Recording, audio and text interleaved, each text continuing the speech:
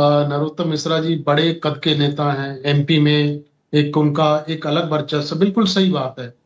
लेकिन कहाँ दिक्कत हुई उनके वर्चस्व को, जब वो चुनाव हार जाते हैं क्यों गिराया गया, उनकी जो इमेज को डैमेज क्यों किया गया। हम्म। और ना सिर्फ इमेज को डैमेज किया गया, उनका एक गुट उनके जो रूठा हुआ था वो दिल्ली तक आके मुखालफत कर रहा है।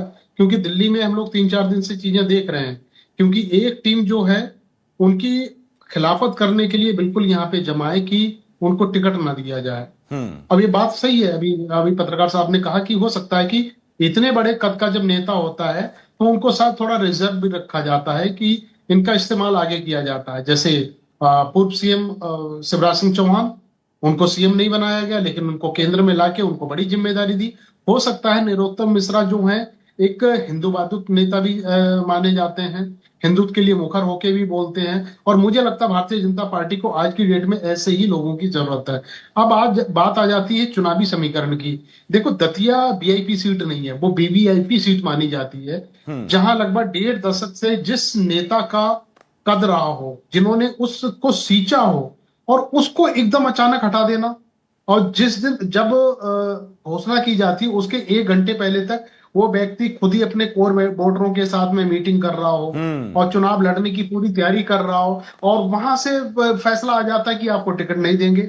और मुझे लगता है ये जो फैसला है ये मध्य प्रदेश से नहीं हुआ है, ये सारा का सारा दिल्ली से हुआ है। दिल्ली से जैसे ही कमान मिली है उसके बाद में उनको बटन नहीं दबा रमेश दिया सर, गया आपकी है। जानकारी क्या कहती है? नरोत्तम मिश्रा बदलाव के चलते हटाए गए हैं या गुटबाजी का शिकार हुआ एक बड़ा नेता?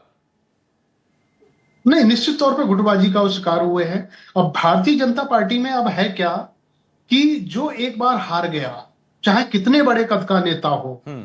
तो उसको उसी दिन से गिराने के लिए, उसकी इमेज को डैमेज करने के लिए सारी की सारी शक्तियां शुरू हो जाती हैं। और आगे बढ़े जो उनसे रुष्ट नेता होते हैं, जो उनसे नाराज रहते हैं, उनको एक मौका मिल जाता। नरोत्तम मिश्रा के साथ में यही हुआ। लेकिन मुझे लगता है भारतीय जनता पार्टी में जो शीर्ष नेतृत्व है, चाहे आरएसएस कोर का हो, उनसे नरोत्तम मिश्रा के संबंध बहुत बढ़िया हैं, हम्म। बेहतरीन है। और बिल्कुल ये बात बीच में अभी पैनल में निकल के आई है कि उनका इस्तेमाल राष्ट्रीय राजनीतिक फलक पे किया जा सकता है, और ऐसी संभावना मुझे लगती भी है।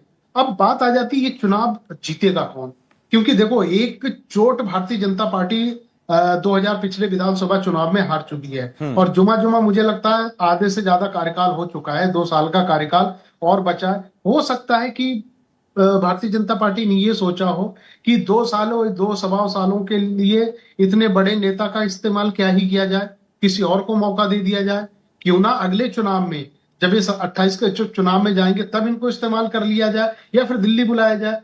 ये सब चीजों को देख के समीकरण बने होंगे। क्योंकि देखो, भारतीय जनता पार्टी में आज की डेट में जो भी फैसले लिए जाते हैं ना रोड पे लिए जाते हैं,